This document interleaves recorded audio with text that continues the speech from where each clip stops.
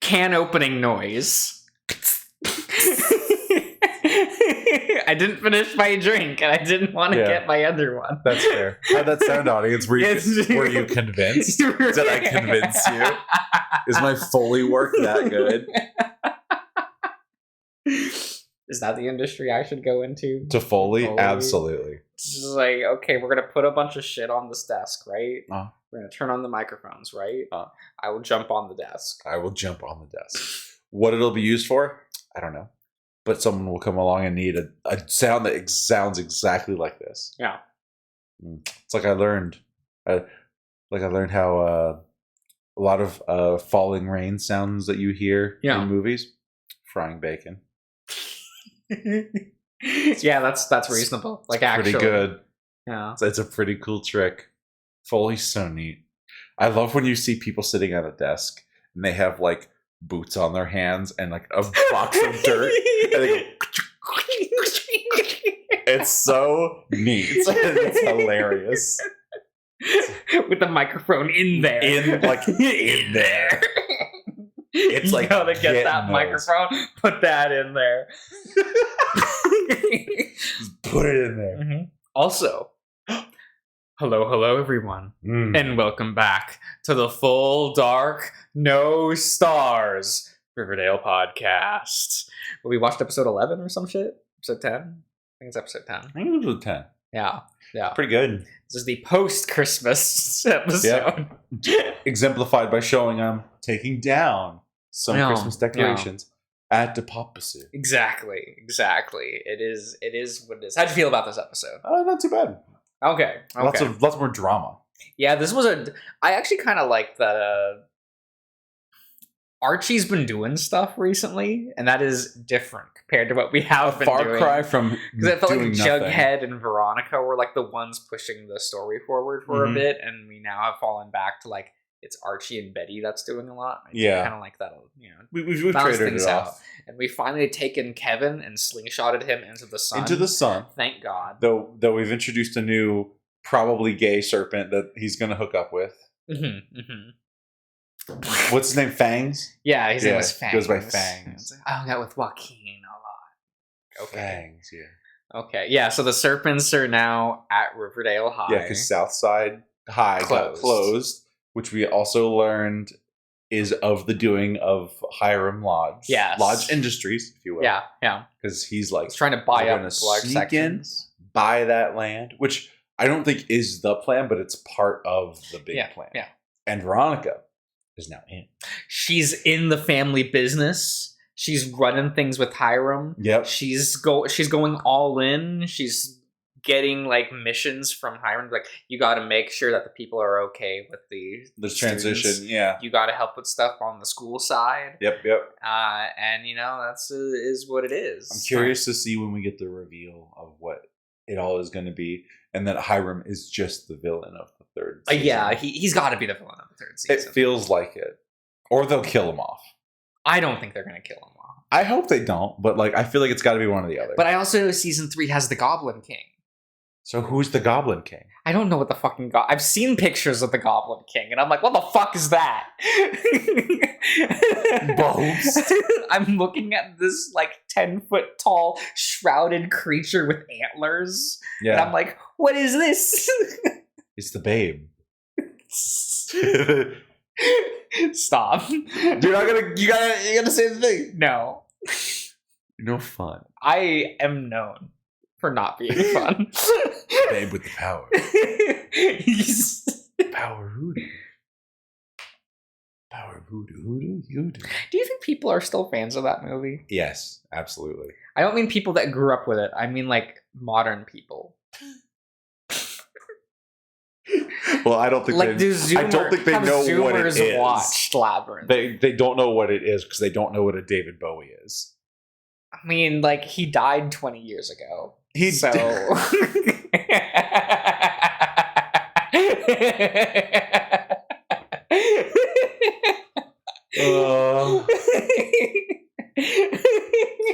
I don't think that's correct.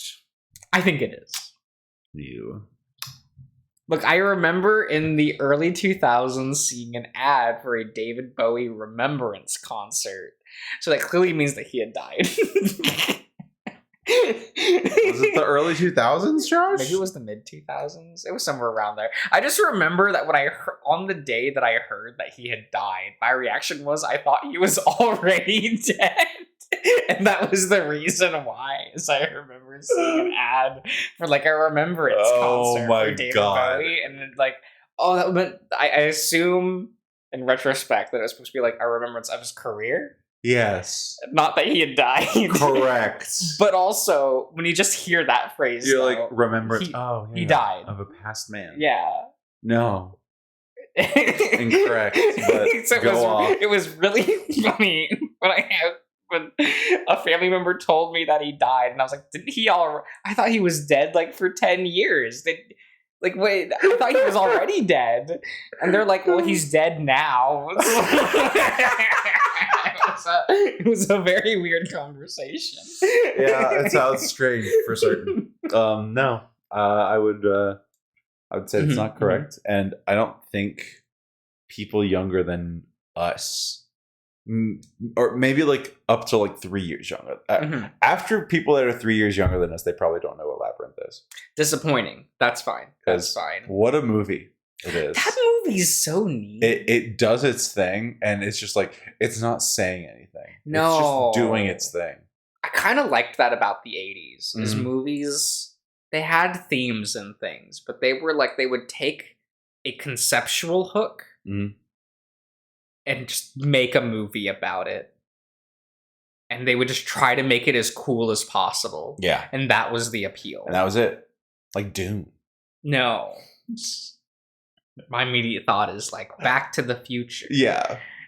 But you know, that's also Spielberg. That's cheating. That's how Spielberg was, though. That's true. He did just kind of have the movie hacks of the time, of the generation. Right. Because he made Hook, and Hook is like a nigh unmarketable movie.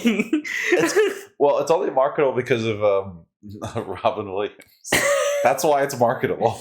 Who was more of a marketing draw from that movie? Robin Williams or Steven Spielberg? Oh. I almost say Steven Spielberg. At that time, I feel like that was a bigger name for sure. Yeah, because Robin Williams still had What was his name? Darwin? Darwin's Creek? What was his name? Dawson. You said Darwin, and I was like, what in the hell are you talking about? Yeah, Dawson, you know. No, it's Darwin's Creek now. Darwin's Creek. Wasn't Darwin the name of the monkey from My Gym Partner's a Monkey? Was it? When I hear Darwin, my immediate mind goes to the fish from Gumball. That's a way better thing for your mind to go to. Because that is his name. Yeah. That's very good. Yeah, Spielberg was a pretty big player in Darwin's Creek, if not directly inspirationally, I suppose. But was Back to the Future, that wasn't Amblin. That was just Spielberg directing. I don't believe it being it doesn't have Amblin film vibes. Like, it doesn't have the same vibe as E.T. You know what I mean? Yeah, I get it. It's cousins, if you will. It doesn't have that weird, blissful Spielberg wonder. Yeah, if you know what I mean. It's a little too like real for what it is. You know what I mean? Yeah. Like, sure, it's a wild sci-fi adventure, but it's also grounded. Where he tries to fuck his mom. Oh yeah. But hey, you know, if my mom looked, you know, not if my mom, but if his mom looked like that. But also, like, it's not that he was trying to fuck his mom. His mom was trying to fuck him. Yeah, she was real. She was so horny. Yeah. Insane. Ridiculous. Fucking hell. What a movie.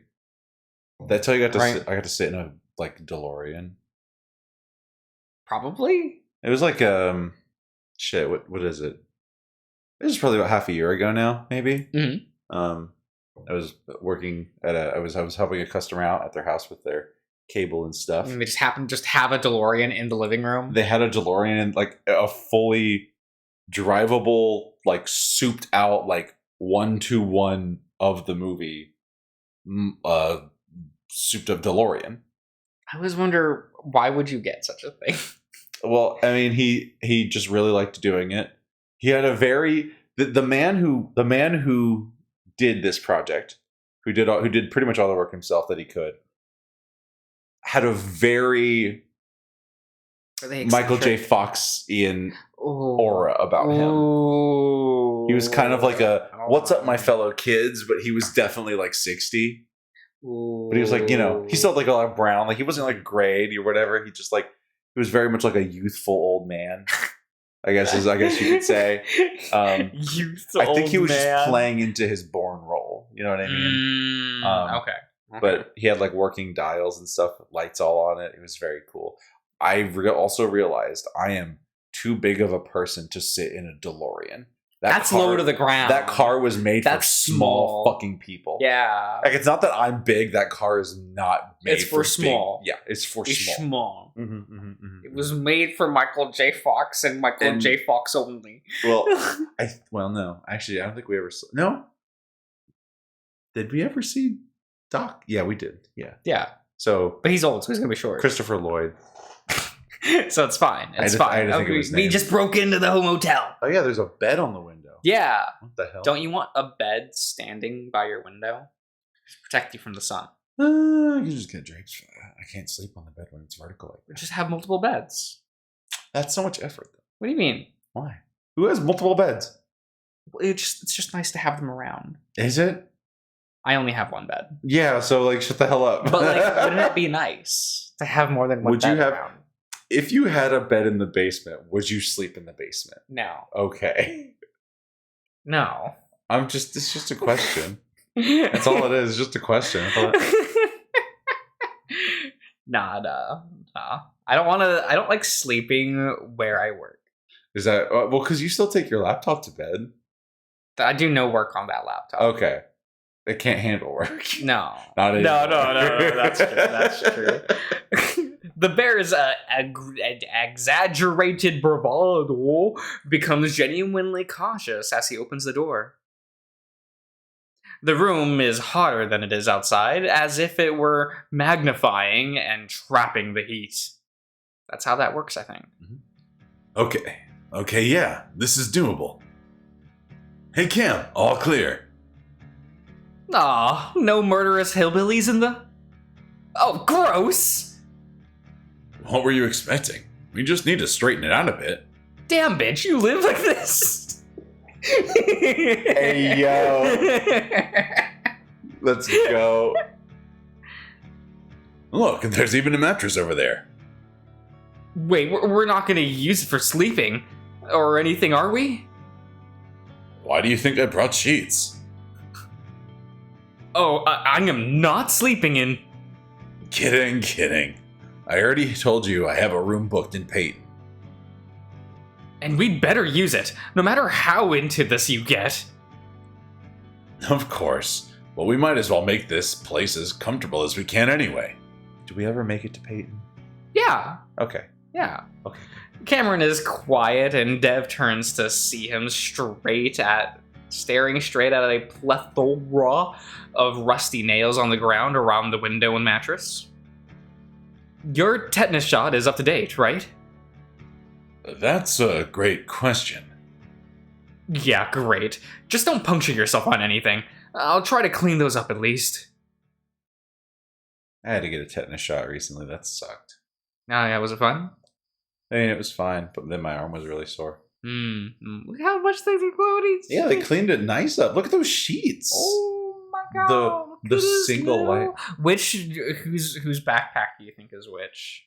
The green one is definitely Devin's. Definitely.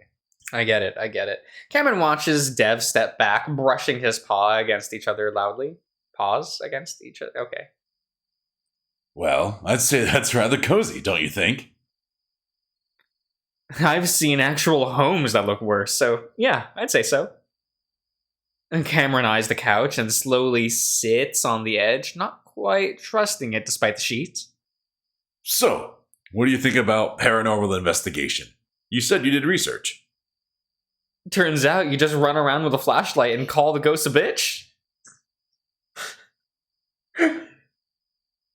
So he did watch Ghost Adventures. He definitely watched Ghost Adventures. That was his research. Is that our next thing? Are we gonna watch Ghost Adventures? Is it available on anything? I don't know. Well, or do we completely rebrand this channel and do Ghost Adventures ourselves and go into haunted buildings? I'm too much of a bitch for that, though. Why? Scared. Oh my god! What do you think you're gonna find? Like, genuinely, like going into abandoned places, finding people. Oh well, yeah. That's like my genuine, just like fear, because I can only run so fast. Well, you just be like, "Guy, here's a bottle of water." No, you run away. You do not interface because they're usually gonna say something really loud or scream at you, and then you get scared and you run away. Okay. Yeah. Or you just pull out the gun and be like, "Hey, you need to quiet down. I'm just looking around." Yo, I'm trying to vlog here. Yo, get out of the shot. Get out of the shot, or you will be shot. Very good. Hell yeah. Good one. Damn, sorry. I didn't know the reality show Ghost Hunts were such a sore spot for you. They single-handedly ruined the credibility of actual investigations. Are you saying Ghost Adventures? Nerd. We can scale it back again. Back a bit. We can do like, what was it called? The Outsiders or the Other Siders? The Cartoon Network. Yeah, the Ghost Other hunting Siders. show. Yeah. That one was bad, but amazing. But yeah, it was an experience. Right? I wonder if that's archived anywhere. Maybe. I don't know. Right? I doubt it though. Seeing Real seems to all of that content seems to just be it's just gone. Like, I need it though. Where's my Blu-rays of Level Up? Where's my Blu-rays of Hole in the Wall? or Destroy, Build, Destroy. With Andrew WK of all people. Like, what the fuck? Like, who did he owe a favor to at Nickelodeon that he had to do Well, Cartoon Network. Or Cartoon Network, yeah. Well, they brought it more attention, right? Anyway, all I really know is what you do. EVP stuff, taking pictures, just sitting around and waiting, stuff like that. That's a start. Actually, I was thinking you deal with most of that stuff, so what I mainly researched had to do with those who are gifted. It's almost physically impossible for the Coyote to use that word to describe people like him. Oh yeah, I wanted to say earlier how happy I was you looked through that forum. It must be annoying just hearing me go on about it when I don't even experience it. No, you're fine, Dev. Actually, Cameron much preferred to hear it from Dev. Half of the people on the forums were clearly liars with a savior complex. And then the other half were contacting these assholes to help communicate with a dead loved one. Cameron couldn't stomach it and just ended up looking at a blog that seemed a bit more legit. So, what did you find out? The way the bear lit up now that they're talking about investigating reminds Cameron that he needs to at least try. Well, according to these psychics? Yeah. Psychics, The H would be over by the P. This, using our PSI, you know. Yeah. Yeah, our PK, you know. PK. PK rockin'. It's very good. Very good. Yeah. Very good. Yeah. It's pretty simple if you have the extra sense. First, approach the location with clear intentions. I'm here to see or hear something from the past. Second, keep an open mind, which is something I promised to do. And finally, if you sense that the president's hostile, that's fine. Always remember that it can and will murder you so that you can truly join them. Join them. That's how that works. Yep. Yes. In these cases, they might not actually be a person. I wouldn't worry about demon shit. Even I have a hard time believing that. Really. Hey, there's something we can agree on. I'm gonna go out on a limb and hear and assume something terrible happens in this room. Why else look for a specific room, right? I don't want you to tell me what happened, but I also assume this is a bit of a test. Well, I don't want to call it a test. But it's a test. I'm going to be recording and looking for the thing that happened in this room, too. Just thought you might want to see if you sense anything and compare it with what actually happened. I think that's a good idea. I'm just gonna do some light touch sensing, I think they call it. So I won't see anything, but just sense what might be happening. But tell me if you feel things aren't right, of course. I'll be fine. All right, I'll get started. We won't go super late tonight. I just want to get a feel for things.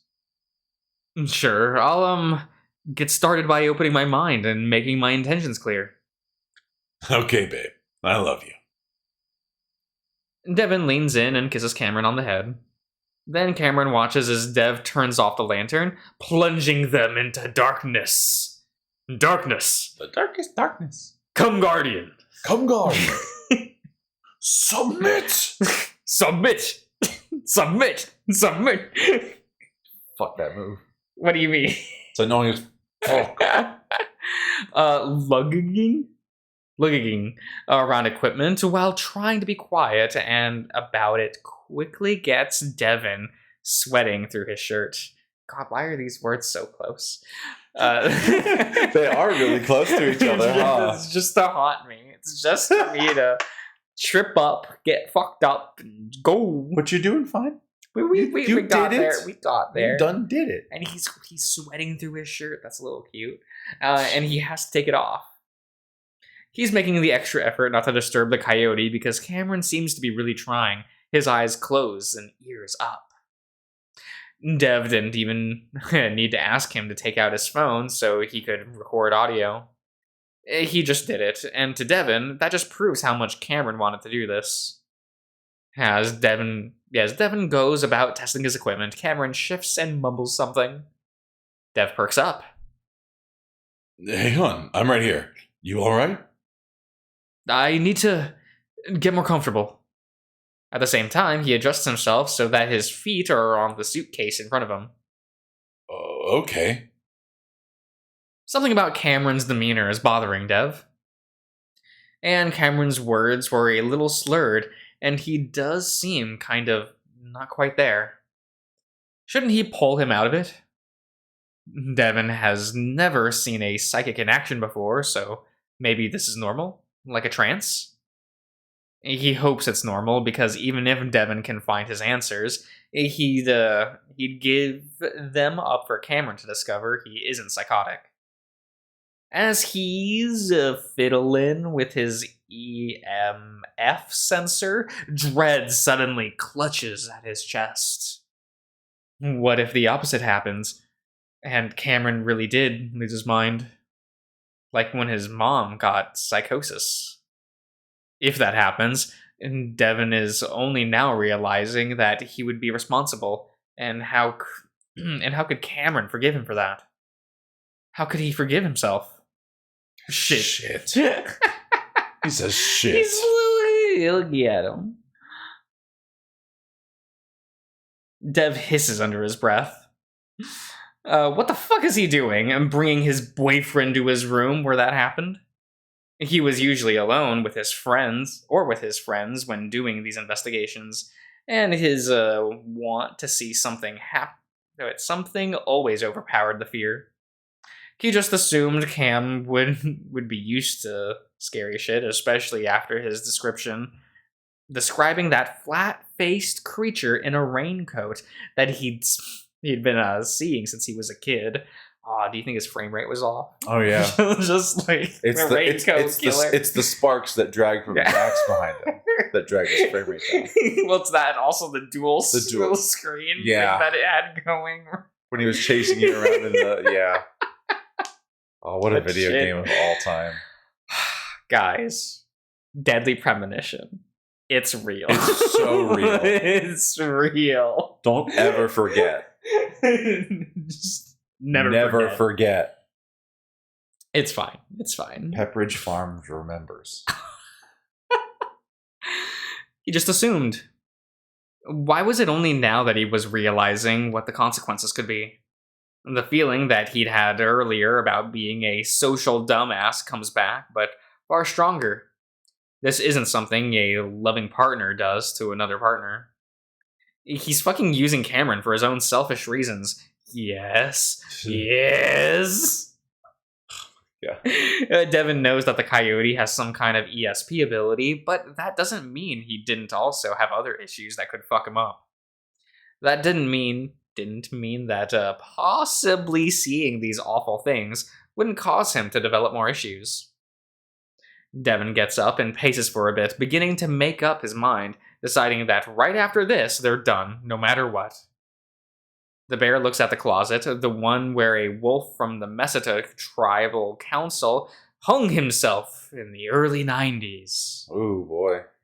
If only he could see one thing, just one sliver of proof that she's okay on the other side, he'd be at peace with all of this. Dev lets out a shuddering sigh, standing in the closet, looking at that bar, wondering if it's the same one that the wolf used. Devin feels something.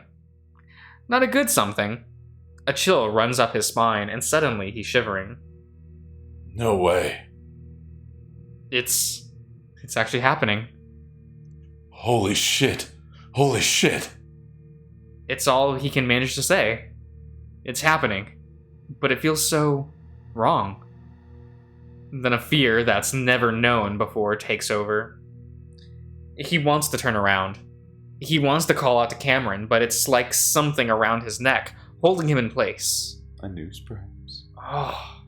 Or a rope. Or a rope. Yeah, I guess. And then he hears a terrible sound behind him. Oh. What do we see? Dab. Why are we dabbing? Stop. No. Oh, no. Cameron knows something is happening for sure. There, we've swapped point of views. We're now back to Cammy. A little bit of a pov. Right. A pov? Pov. A pop-pov? A pov. Pretty good. It's scary, but at the same time, it's making him question what he's always believed. Had Devin been right about this stuff? Had he just misunderstood himself for so long? He could sense someone nothing like the monsters he'd seen in the past. Instead, this was a man in a suit with a bolo tie. Oh, no. Truly horrific. Truly horrific. I don't know. Bolo ties are kind of cute. With the right outfit. They're not universal. Like, you're not going to wear a bolo tie with a... Well, I don't know. No. Just a cute little bolo tie with a t-shirt and like a flannel. No. Like, if you wore it as like a necklace. No. Yeah. What's wrong with bolo ties, Josh? What is your issue with them? That the main thing that introduced bolo ties to an entire generation was Wizards of Waverly Place. Yeah. I understand your dislike. I get it. That'll do it for sure. Yeah. Was that show based or just terrible? Based. Okay. I get it. In the sea of shows that was on at the time. Would you rather rewatch Wizards of Waverly Place, Sweet Life on Deck, or Good Luck, Charlie? I guess we can put in Sunny with a Chance as well. Speaking of, Bridget Mendler just graduated from Harvard. Good for them. Now come back to do a Lemonade Mouth 2. We need to turn up the music. Ugh. That would be something. But no, yeah, she just recently graduated Harvard, which is crazy. What'd she even go for? Law. What a loser. I didn't watch all of Sweet Life on Deck, so I would probably be more inclined Just to interested enjoy in seeing. that. Yeah. Did you watch all of Wizards? Yeah. Really? Almost, I think. If not all of it, then maybe like just shy. Okay. Why was like Wizards of Waverly Place and iCarly just everyone watching them? Everyone did. I mean, Statistically speaking, it could have been there was enough for everybody there, right? Because like, you know, the girlies liked iCarly because Carly was just like them for fur. And then I guess some of them found Freddie cute or whatever. I refuse to believe that. And then the boys are like, oh, Carly. You know, those everyone I've asked boys said that they watched it for Sam and didn't give a shit about Carly. I mean, that's why I watched it. I watched it for Sam and Spencer, truthfully. Because I just liked those characters. I don't know. It was those two, right? Yeah. Because no one talks with nearly the same reverence for iCarly as like Victorious. Yeah. Drake and Josh is rivaling, but Drake and Josh was the generation just before. Exactly. Like, it's different. Like there is a large overlap. The Venn diagram is largely overlapped with people who watched both shows and enjoyed both shows. But they are two different camps of Drake and Josh and iCarly. And then no one watched Zoe 101. No, not really. I mean, like, it wasn't a sitcom. Really. No, it was a normal show. It was a teen drama, normal show. Boring. Yeah. Unfortunate. All right, we going in? I think we are. He was sad. He was angry, and he was terrified. Cameron knew this was often what psychics described when talking about sensing people from the past. You feel their most important moment in life. This man, this wolf, he's going to do something terrible. And while Cameron is marveling over this, the wolf suddenly changes. At the same time, Cameron feels his focus turn to him, then gives the coyote pause, because now this presence was trying to interact with him. Was this right? Cameron thinks it could be, but something doesn't feel right about it, like this isn't what he thinks it is. But he supposes that anyone doing this for the first time would feel it to be strange. Maybe he was doing the light sensing wrong. And the point is to listen to the past like a recorder. This direct communication is scaring the coyote, but this could be his answer to chance to answer Devin's question. And his own question, for that matter. I'm sorry to bother you. What's after death? Where do we go? I feel stupid and clumsy, but it's all that comes to mind, so Cameron asks it over and over. There's a long, empty pause. Did you not like that? I didn't like that at all. Did you not like that little cackle? It was kind of spooky. Like, hello. It never bodes well. Yeah. And then something like a cackle. I thought it said cookie at first, and I really had to pause. Something like a cookie. A cookie. It's fine. It almost sounds fake, like a Halloween toy, but it's dark, mean, and it's making fun of him. All the feelings of wonder and hope for my breakthrough are deflated instantly. Dick flattened. He needs depth. He needs to open his eyes. What am I looking at? I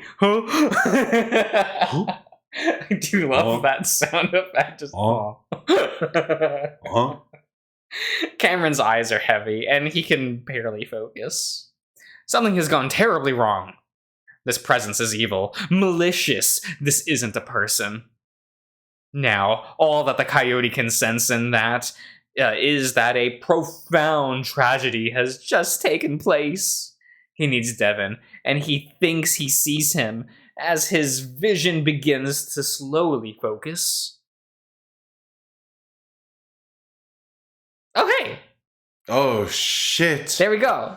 Oh, no. Yeah, we got there, boys. Yo, that's not good at all. Is that a belt? That is a belty belt? Probably his belt. His belty belt. Yeah. He needs a belt. Okay. At first, Cameron doesn't understand what he's seeing. And Dev is, how is Dev standing like that? He's like a little slooched. He's leaned forward. A little slooched. Why isn't he moving? He realizes why over the next few seconds. The unnatural way Dev's weight seems to pull at his neck says it all. Cameron starts screaming, but it's weak, muffled, barely a wheeze from his throat, and he can't move. Paralysis. Paralysis. Paralysis? Paralysis. He must have inherited it from Chunter. Right? It's the echo protag paralysis. It's just an unfortunate. Sadly, they wouldn't have been going to college at the same time. No. I don't think there was a point where they were both at Pueblo at the same time. Yeah. That's sad. Because they were in college in 2005. No. That's when that was out. When did Echo? That was 2005, wasn't it? No, it was 2015. 2015. I'm stupid as fuck. I'm I'm so stupid. Why did I think it was 2005? These people were going to college in like 2018-19. Yeah. These are Zoomers. These people would have been on their Nintendo Switch while like between classes. It's true. I don't like that. I don't like that feeling. Man, I'd always come walking out of class when I went to college. Yeah. And I'd go down to like the general area. Yeah. And there's always like, there's TVs over in the little area with the couches and stuff. Yeah. There's always just people that had fucking Monster Hunter on there. Oh my god. They always just plugged their shit in and played Monster Hunter all the fucking time. Bunch of weirdos. This isn't real. This isn't sleep paralysis, but something about this is so fucked, so real, and he couldn't have fallen asleep. He's almost positive about that. But even if he had, his boyfriend could actually be hanging himself while the coyote sits uselessly on the couch. A terror begins to engulf him. How could this happen? How could he do this? Hey. Oh. Look how cute that is. That is really cute. They're just kind of there. How? Cameron tries screaming again, but again, it's just a wheeze of breath. He stares at Devin's contact image. Instead of Devin dead in the closet. I don't know if he's dead. He could be dying. Yeah, it could be in the process. Yeah. They took that picture in college 5 years ago, and just a month into their relationship. Was that 5 years ago? Maybe they were on campus at the same time. Maybe there was just like a starting college. Yeah. So in 2015, they just started college. Yeah, because Chase was still actively in college. Yeah. So they could have. Wait, Because it was spring break. Yeah. They could have been on the same campus at the same time. Very Crazy. good, very good. At the time, it was taken to show his other gay friends to prove that he had a boyfriend and that he was a handsome bear. And he never changed it, even though he had no one to show it off to anymore. How the hell did they end up here? Oh. The phone picks up and switches to speaker automatically. Let's go. Cameron knows deep down that this must be a dream, but Devin is still hanging in the closet. He's still in the closet, Yep. And he's overcome by the horror that this could just be a partial dream, and that the worst part is still real. It makes Cameron try and fail to scream again. You want to... Wait, to know? Like? Okay. Cameron stares at the phone, unable to understand through the static, but unable to recognize the voice. You said you wanted to know what like to die? I'd say it's like drowning forever. Conscious forever, while you suffocate for what made you happy when you were alive. Then again, you don't believe in anything. So what you really want to know is what it's like to disappear. Because you're scared. Because you tell yourself you want to die. That you wish your mom didn't save your worthless life. That you deserve it. Now you tell yourself that if it weren't for me, you'd have ended things back in college. We both know that's a lie, because you're a fucking coward. You'll stay alive as long as you can be with someone who can keep you alive. I could have treated you like absolute shit the past 5 years, and you'd still be around today. You fucking begged Dylan not to leave you, just weeks after he punched you and gave you that scar. The one you said you got from falling against the cabinet. You're sick. Meanwhile, you let me put you in this situation. You said you wanted it. Do you still want it? No. Please, God, no! Cameron can't even move his lips. Anyway, I'm getting a little off topic, aren't I? You wanted to know what the afterlife is like? I'll give you an idea. Devin's voice becomes more muffled. Yo, Lupita, tell my boyfriend what it's like. It's quiet for a moment, and Cameron just sits in stunned misery, just waiting.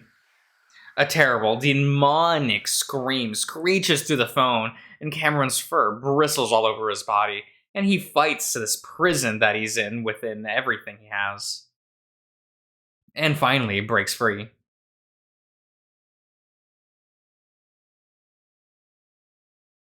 Closet empty. Closet empty. There we go. It takes Devin a moment to realize the terrible sound is coming from Cameron.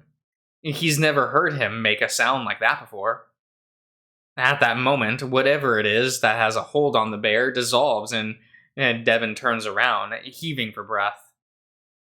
When Dev looks at him, he sees Cameron's eyes are wide open.